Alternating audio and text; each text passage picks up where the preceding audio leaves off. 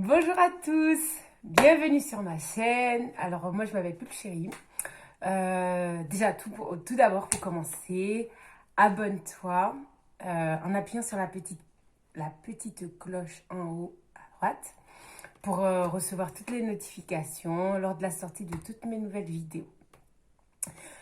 Ici je te parlerai de développement personnel, souvent en m'inspirant d'anecdotes, de choses qui me sont arrivées dans le passé ou dans le présent. Alors, aujourd'hui, j'ai envie de te parler des normes et ensuite la pression sociale, en fait, qui va en découler. Alors, la norme, en fait, moi, je l'ai définie comme ce qui va être déterminé par la société comme étant les standards, j'allais dire les normes, les standards, les cases dans lesquelles il faut rentrer. Donc c'est la société qui détermine genre de votre naissance, entre guillemets, mais on ne s'en rend pas toujours compte. Jusqu'à votre décès, ce que vous êtes censé faire pour être considéré comme étant normal. Je sais pas, je donne un petit exemple comme par exemple, on le voit très bien dans la mode encore aujourd'hui.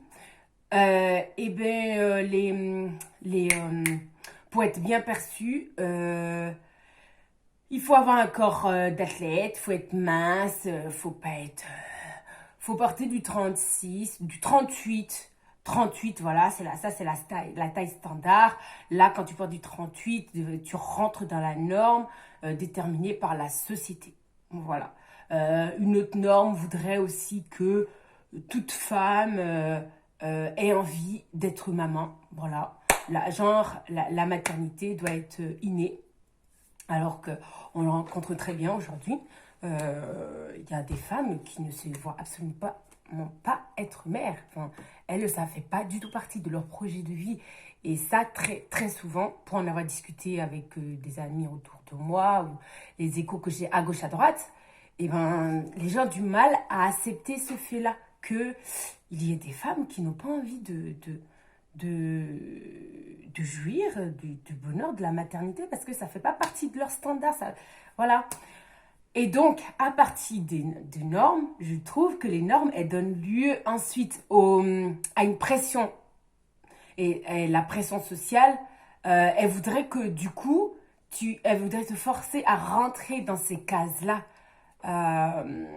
qui sont déterminées par la société, tu vois. Au fait, moi, je refuse qu'on devienne esclave de cette pression sociale. Et la pression sociale, on le vit à tout niveau. Mais vraiment, tout le monde à tout niveau. Par exemple, genre, la première, enfin, je vais, quand tu deviens adulte, genre, c'est d'avoir son bac, ensuite, il faut aller à la fac, ensuite, trouver un métier, être en couple, ensuite, quand tu es en couple et que tu finis tes études, il faut absolument trouver un travail. Quand tu as un travail avec ton partenaire, eh ben, il faut emménager ensemble si ça n'a pas déjà été fait avant. Ensuite, il faut acheter une maison ou faire construire une maison.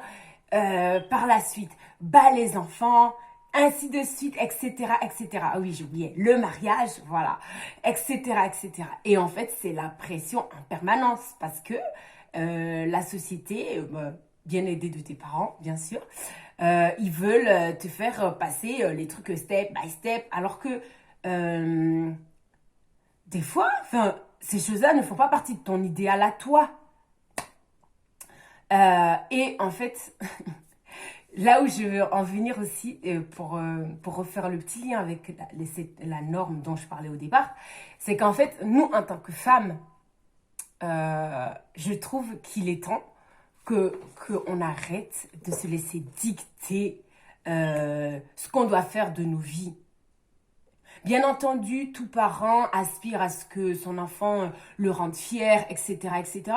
Mais je pense que être parent, c'est laisser quand même la liberté à tes enfants de faire ce qu'ils veulent, en fait. Parce que tu es censé leur donner de l'amour. En fait, je pense qu'en tant que parent, peut-être que là, je n'ai pas d'enfant, que c'est pour ça que c'est facile pour moi de le dire, mais Je pense que il faut laisser les enfants s'épanouir, il faut leur laisser vivre leur vie en fait, et non pas que les parents essayent de vivre à travers leurs enfants, c'est-à-dire que tout ce que eux ils ont raté, ils veulent le faire, ils veulent que leurs enfants le réalisent en leur mettant absolument la pression, la pression, la pression, la pression. Non, stop, stop, stop. Je pense que non, stop. Parce que je trouve que l'enfant que moi je suis, par exemple, pour mes parents, et ben en fait, je suis née pour accomplir quelque chose. C'est que je suis dotée de capacités particulières, des valeurs qui me sont propres et tout, une créativité qui me soit propre. Et donc, il faut laisser laisser les enfants être ce qu'ils sont, en fait, laisser vie à leur identité propre. En fait, leur laisser la possibilité de pouvoir être ce qu'ils sont vraiment au plus profond d'eux-mêmes. Je pense qu'en tant que parent, c'est d'aider en fait les enfants à trouver leur chemin, leur voie, enfin, ce qui leur correspond eux. Non pas de trouver, de partir de l'idéal du parent pour ensuite le faire intégrer pour l'enfant, enfin, alors que non, non, non, non, vous bousillez leur vie. Et pour revenir à la notion de norme, j'ai eu la chance de pas mal voyager. Et en fait, je me suis dit, je pense que j'ai eu le déclic dans ma tête il y a 2 ans, quand j'ai été au Rwanda. Rwanda qui est un magnifique pays, vraiment, je vous le conseille, magnifique pays. Je suis arrivée là-bas. Et figurez-vous que là-bas, un des critères de la beauté, c'est d'avoir des vergetures. Alors que ici, en Occident, les vergetures, on les chasse. Genre, on veut absolument s'en débarrasser, coûte que coûte, vaille que vaille. Alors, je me souviens d'une proche qui, elle, en Occident, elle rentre très bien, du coup, dans les critères occidentaux, parce qu'elle est grande, très fine, elle n'a pas de vergeture, rien de tout ça. Mais arrivée de l'autre côté, donc au Rwanda, ben, elle ne rentrait plus dans les critères de beauté locaux. Donc du coup, elle était un peu perdue, tu vois. Et voilà qu'elle peut pas, tu peux pas inventer comme ça du jour au lendemain, juste par plaisir, les vergetures. Non, ça c'est des choses, enfin, faut pas tomber non plus, justement ne pas tomber dans ces dictatures-là, d'où la mode, voilà. Et en fait, le but de ma vidéo là de maintenant, c'est de vous dire, arrêtons de vouloir entrer dans les normes dictées par la société. Non, il faut être soi-même, parce qu'on va se faire maltraiter de fond en comble, de long en large, selon l'endroit où tu te trouves. Et qu'au final, en fait, l'expression de ta propre identité, elle pourra jamais avoir lieu en fin de compte. Tu vois, elle pourra jamais avoir lieu. C'est pourquoi, et c'est pourquoi il faut être soi. Et en fait, moi, je pars toujours du principe que si tu es né comme tu es, c'est bien pour une raison. C'est bien pour une raison. Donc, garde ton unicité, ton originalité, donc, ce qui est ton identité propre, ta personne, ta singularité, et brille. En fait, il faut que tu t'efforces. Il faut que tu t'efforces de travailler de sorte à trouver ce qui te caractérise de toi, ce qui te rend toi, en fait, vraiment, ce qui fait ta particularité. Et ensuite, tu l'exploites.